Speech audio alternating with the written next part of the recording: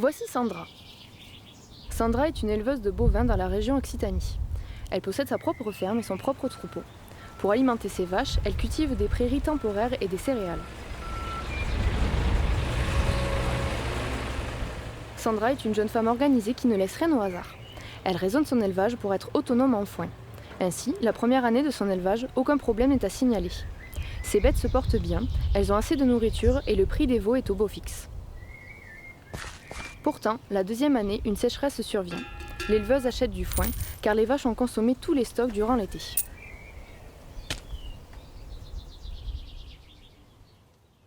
La troisième année, la sécheresse est une nouvelle fois présente et l'éleveuse rachète du foin. Cependant, cette année-là, le prix des veaux chute à l'exportation contrairement au prix des matières premières qui flambent, augmentant les charges de l'éleveuse. Les revenus de Sandra sont en baisse. En discutant avec son voisin et un vétérinaire, elle entend parler d'un réseau d'apprentissage pour les éleveurs. Sandra et les autres éleveurs construisent des solutions leur convenant avec l'appui des acteurs de l'accompagnement, conseillers en agronomie, vétérinaires, chercheurs, etc.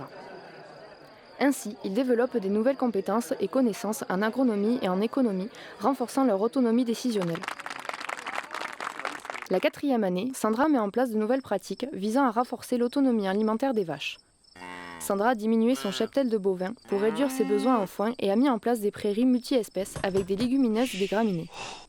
Ainsi, Sandra réduit les achats d'aliments protéiques car le foin de légumineuses et de graminées apporte une ration équilibrée. Néanmoins, d'un point de vue financier, Sandra a encore des difficultés. Elle réfléchit à plusieurs stratégies pour vendre ses animaux à un meilleur prix. Sandra opte pour plusieurs solutions. La première solution est de garder un lien avec la coopérative pour vendre des broutards à l'export. Elle est sûre de vendre ses animaux. La deuxième solution est d'approvisionner régulièrement la coopérative pour qu'elle vende à meilleur prix les veaux aux cantines des collectivités territoriales. Pour cela, Sandra change les dates de vélage et fournit régulièrement des veaux. La troisième solution est de faire un peu de vente directe.